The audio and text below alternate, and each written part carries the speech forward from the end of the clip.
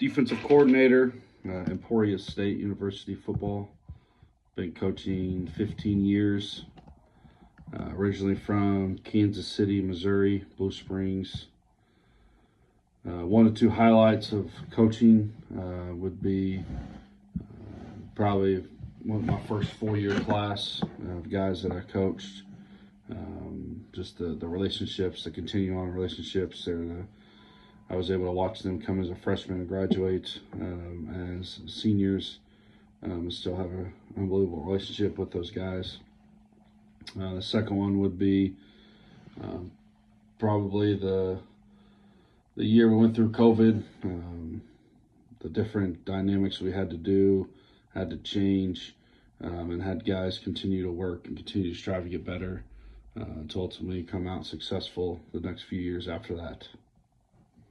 All right. It's a little intro for Coach there.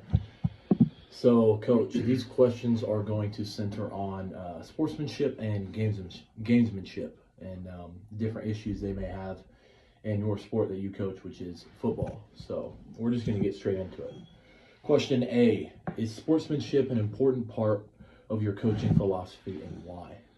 Yeah, absolutely. I think when you are a coach, I think part of it is not only coaching the details of a game or details of a scheme or details of specific sport, but it's teaching people how to be good people and understand, competitiveness can't turn into combativeness.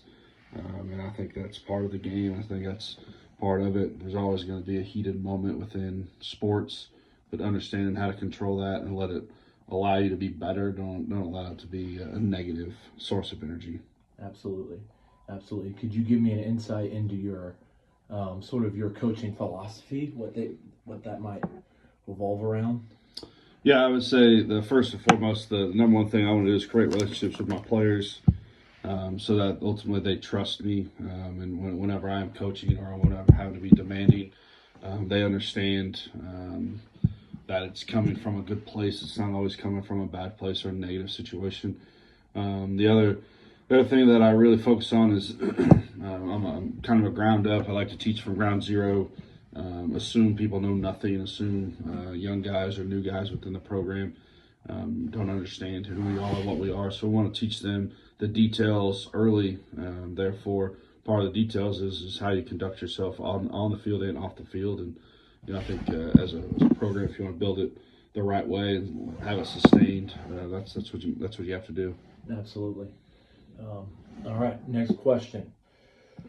What one event regarding good sportsmanship sticks out the most from your experience? That's a tough question. I would say there's definitely a few times. I think the most common one that I've noticed, I wouldn't say it's one event, but respect from other coaches or other players. I've always seen and I always felt like whenever you go up against a good opponent or a good player, the camaraderie between the two difference makers. So whether it's your best D lineman, the O lineman, or best quarterback and DB or whatever it may be, receiver or DB, you quite often see those guys communicating before a game, after game. One specifically this season that we just had was one of the best receiver against UCM, who had been going, pretty steady all year, production-wise. After the game, he came up and talked to one of our DBs, and vice versa, and the respect goes a long way. So that's pretty cool. You see that quite often, but that'd be one of the most recent events that I've seen. Awesome. Question C: have you had issues with players where they have been reprimanded regarding unsportsmanlike conduct during game or practice? Yeah, I don't know if I've ever had ongoing issues, consistent issues, but there's always going to be a few, just with the nature of the game and the nature of young kids learning. But I've been around the issue, and it's something you got to nip in the butt pretty quick just to make sure it's not a continuing situation. But those are unfortunate deals, and that's where you have to learn, and hopefully those players learn. Yeah. How do you deal with unsportsmanlike issues on your team? So like consequences or any penalties they may have? Well, our our biggest thing here is you obviously got to learn from them. You got to teach from them. I think film is very important. Understand the situation. You got to explain the why and maybe why something is wrong within the sportsmanlike. What happened?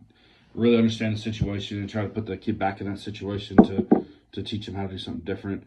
I think consequences with that is a lot of times, you got to pull a kid. You got to pull a kid out. You got to settle him down. You got to get his mindset, off, the super high, the unfortunate, the irrational mindset, so that he can understand what it is. But the consequences a lot of times is just pulling a kid out of the situation, pulling a kid out of the game, allowing him to sit down, or if it's a post game scenario, I think it's something you gotta really sit down with him one on one, learn and teach. So going forward, it's not going to be the same. Yeah, we see that a lot now especially with new teams, just like you had this year, the new team that we had, pulling them aside and being able to teach them, not Correct. berate them. So that's definitely correct. Question E: are you familiar with the term gamesmanship? Are you or are you not? Yes, I'm familiar with it.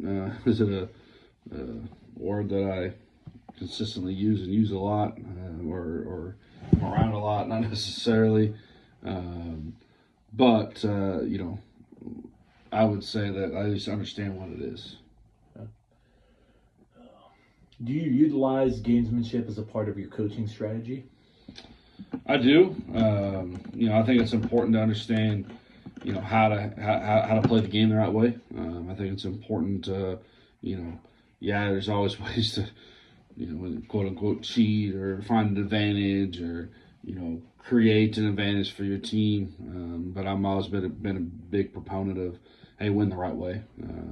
Win man to man, face to face. Nothing tricky. Let's just go out there and see who's best. Now, do you feel like it's taking advantage of the rules if an opposing coach does it, or do you feel like if it's within the rules, if it's ethical? Yeah, I believe if it's within the rules. I think I've never one to get upset about it. If they try to bend the rules and try to really find the different edge, it gets a little hairy there. But I do understand it. I do respect it. If other coaches are gonna find that extra layer they feel like they need, it's just part of the game. But I'm a big proponent of, hey, let's play the game straight up. Let's see who's best and let's roll. Sure. So, do you utilize any positive strategies regarding the diversity on your teams? Yeah, I would say one of the big things we do right off the jump is we want to create that relationship, with not only coach to player but player to player, understand their differences. I think one of the cool things we've always done is, we celebrate like the Black History Month. We talk about current events, or we talk about past events that maybe have changed the trajectory of sports or the world. We always try to stay in front of that, and specifically in guys that I've taught, I've always tried to make sure everyone understands each other and put them in situations to grow about their life, like you said, about their religion, gender, race, whatever it may be, situation at home. I never want those things to be hidden. I don't want guys to feel like they got to hide behind something they are. So let's talk about communication. It's just communication. It's just conversation. I think that's important. Now, have you had to deal with any of those diversity issues where players have not accepted their teammates because of that? Yeah, there's always a few guys out there that don't understand or don't necessarily get it, and they struggle to truly get on the same page. But, I think at the end of the day, it's my job, it's the job of a coach to develop that bridge, to develop that relationship to where you can understand each kid and each kid can understand each other.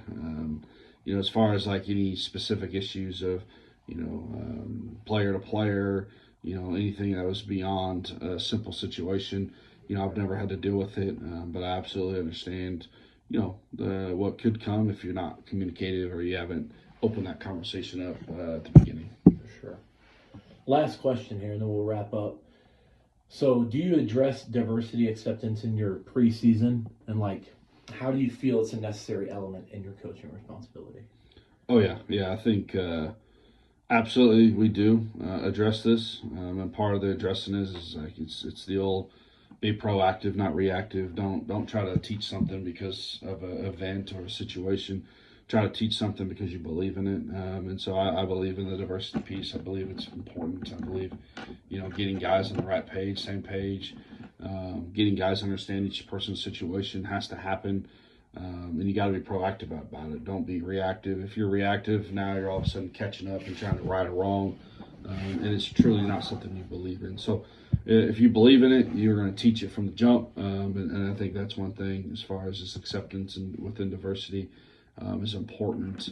And when you talk about is it necessary element or coaching responsibility, absolutely. I think the beauty of the game of football, the beauty of sports is it brings together a lot of different people, a lot of different cultures. You don't got to be one shape or size or color. You just got to be a good person. You got to be a guy that's willing to work or a girl that's willing to work. So your responsibility is to bring those people together. And I think it creates a better world. It creates a better person, and ultimately gives them experiences to be a better human and citizen as they move forward in life. All right. That's all I got for you, Coach. Thank you for your time and thank you for your detailed answers. Absolutely.